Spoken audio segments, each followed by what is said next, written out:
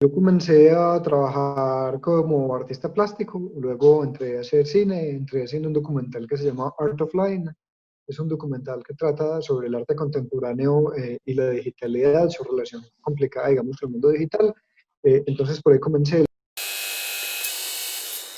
Luego me fue interesando por las formas que se construye la historia y cómo funciona la memoria. Todo esto sale a raíz de esta misma investigación en lo digital, la forma que, digamos, los archivos y los documentos en el mundo digital pueden ser mucho más maleables y pueden cambiar de manera muy radical.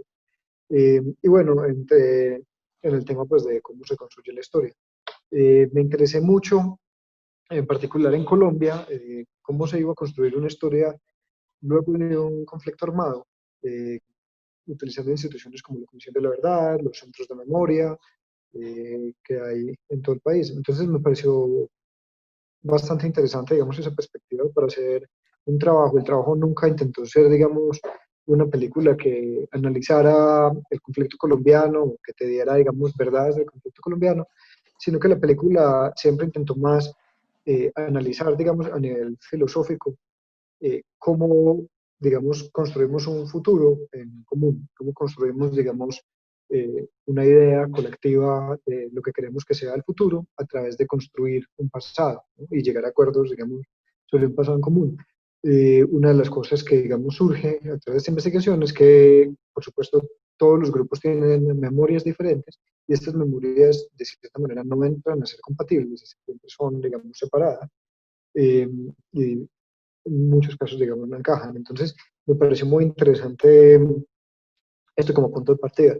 Entonces, comencé a hacer un trabajo que era tal vez etnográfico, por decirlo de alguna manera, con diferentes grupos que fueron parte del conflicto armado, bueno, sobrevivientes de desaparición forzada, madres que buscaban a sus hijos, militares de inteligencia militar, de reserva militar, incluso hablé con algunos paramilitares, eh, con civiles, aparecen también en la película.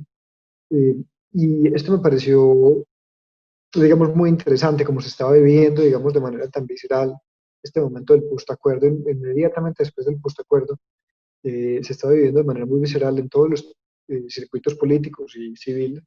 Entonces me pareció que era valioso retratar eso y retratarlo no solo en el sentido de que yo quería buscar, digamos, cuál era la verdad de cada grupo, porque eso era un poco lo que me estaba alejando, sino más bien cómo se iban a construir, digamos, historias a partir de cada uno de los grupos y cada una de las aristas, por decirlo de alguna manera.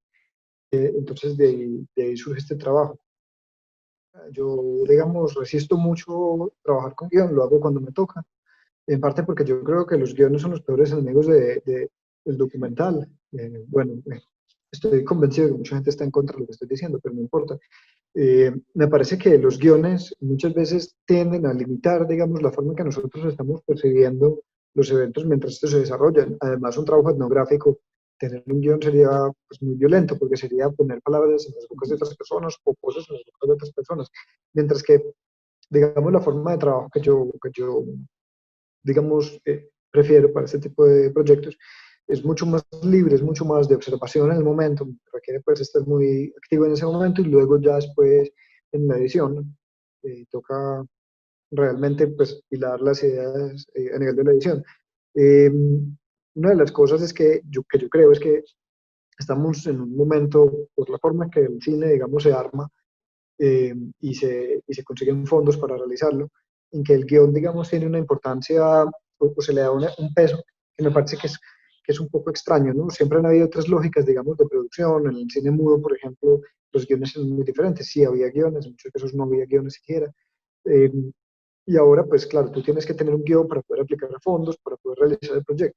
Entonces, eso de cierta manera, pues crea una serie como de prerequisitos eh, que van haciendo, digamos, que el cine se empiece a limitar y que se empiece a limitar y vamos viendo como formas muy específicas de cine se empiezan a reproducir a través de, digamos, esa creencia absoluta en el guión. Yo, no sé, a mí me parece que el ejercicio de escribir guiones limita mucho, aunque entiendo que es valioso estar muy preparado, digamos, para saber precisamente qué se va a filmar y hay momentos en los que los guiones sirven para tener muy claro, digamos, a nivel de preproducción.